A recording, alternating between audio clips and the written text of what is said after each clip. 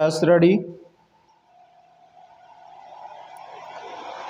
बड़े अपराधी सरगनाओं पर शिकंजा कसने की कोई भी कोशिश प्रशंसनीय है। विराम। यह सच है कि भारतीय जेलों की कमियों का फायदा उठाकर अनेक बड़े सरगना कैद में रहते हुए भी संगठित अपराधों को अंजाम देते हैं। विराम। अगर राष्ट्रीय जांच एजेंसी एनआईए ऐसे सरगनाओं की नकेल कसने के लिए उन्हें कहीं दूर स्थानांतरित करने की योजना बना रही है तो यह स्वागत योग्य है। विराम।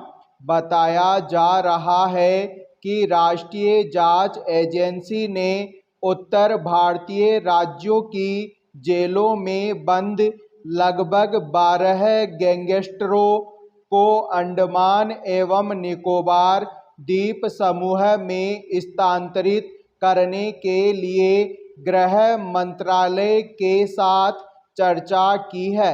यह बात किसी से छिपी नहीं है कि दिल्ली, पंजाब और हरियाणा की जेलों में बंद कुछ गैंगस्टर जेल से ही अपराध का नेटवर्क चला रहे हैं। कोई सरगना जेल में रहते हुए ही हत्या करवा रहा है तो कोई ठगी या फिरौती का धंधा चला रहा है। ऐसे अपराधियों के तार विदेश में बैठे सरगनाओं से भी जुड़े हुए हैं और ये देश की नामी हस्तियों को धमकाने में कामयाब हो जाते हैं। विराम। अपराधियों को उनके क्षेत्र या इलाके से अलग बनी जेलों में रखने का तरीका पुराना है और इससे अपराध पर लगाम लगाने में भी सुविधा होती है। विराम। इसके पहले भी एनआईए ने कुछ कैदियों को दक्षिण भारत की जेलों में स्थानांतरित करने के लिए केंद्रीय गृह मंत्रालय को पत्र लिखा था। विराम।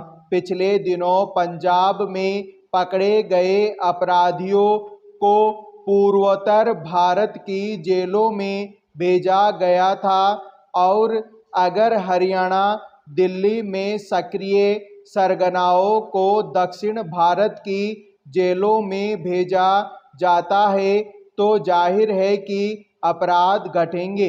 विराम।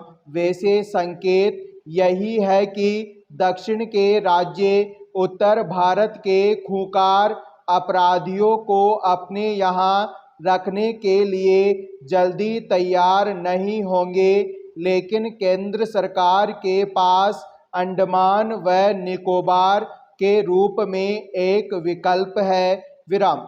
यह केंद्र शासित प्रदेश है और इसी प्रदेश में काला पानी की भी बड़ी ख्याति कुख्याति रही है। विराम। अगर काला पानी जैसी सजा को फिर बहाल किया जाता है और इससे शेष देश में सुरक्षा का भाव बढ़ता है तो यह आगे के लिए भी अनुकरणीय कदम होगा। विराम। हालांकि बड़े अपराधियों को लाचार करने के लिए प्रस्तावित यह कदम जेल महकमे की ईमानदारी पर ही निर्भर करेगा। विराम। यह आज की शाह सच्चाई है। उत्तर भारत की ज़्यादातर जेलें अपराधियों पर अंकुश नहीं रख पा रही हैं और इसीलिए एनआईए ऐसी सिफारिश करने के लिए मजबूर हो रहा है। विराम। पंजाबी गायक सिद्धू मूसेवाला की हत्या और तिहाड़ जेल में हुई हत्या के बाद तो जेलों से संचालित अपराध और भी खुलकर सामने आ गए हैं। विराम।